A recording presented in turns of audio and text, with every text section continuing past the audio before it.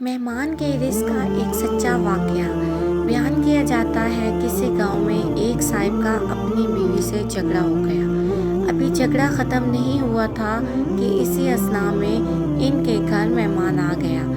خاوند نے اسے اپنی بیٹھک میں بٹھا دیا اور بیوی سے کہا کہ فلاں رشتہ دار مہمان آیا ہے، اس کے لیے کھانا بنا لو۔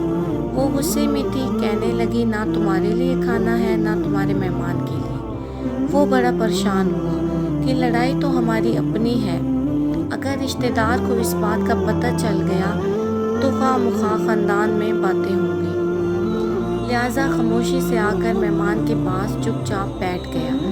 اتنے میں اسے خیال آیا کہ چلو بیوی اگر روٹی نہیں پکاتی تو سامنے والے ہمارے ہمسائے بہت ہی اچھے لوگ ہیں، میں انہیں ایک مہمان کا کھانا پکانے کے لیے کہہ دیتا ہوں۔ چنانچہ وہ ان کے پاس گیا اور کہنے لگا کہ بیوی کی طبیعت آج کچھ خراب ہے، لہٰذا آپ ہمارے مہمان کے لیے کھانے کا انتظام کر دیں۔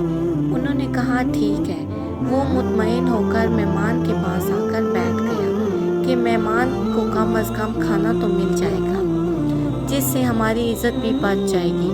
تھوڑی دیر کے بعد بیوی نے بلایا تو وہ بڑا حیران ہوا اور کہنے لگا کیا بات ہے؟ اس نے پہلے سے ہی رونا شروع کر دیا، کہنے لگی بس مجھے آپ معاف کر دیں۔ اس کے خاوند نے کہا بتاؤ تو صحیح، آخر تمہارے رونے کی وجہ کیا ہے؟ تم ایسے کیوں رو رہی ہو؟ بیوی نے کہا پہلے مجھے معاف کر دیں، پھر میں آپ کو اپنی بات بتاؤں گی۔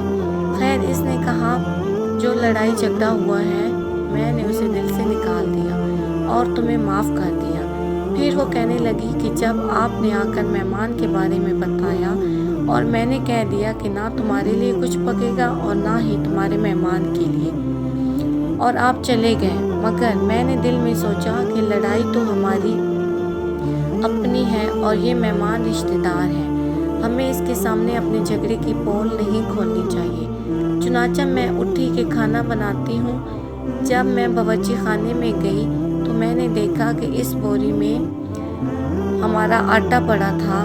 ایک سفید لباس شخص اس بوری سے آٹا نکال رہے تھے۔ میں یہ منظر دیکھ کر سہم سی گئی۔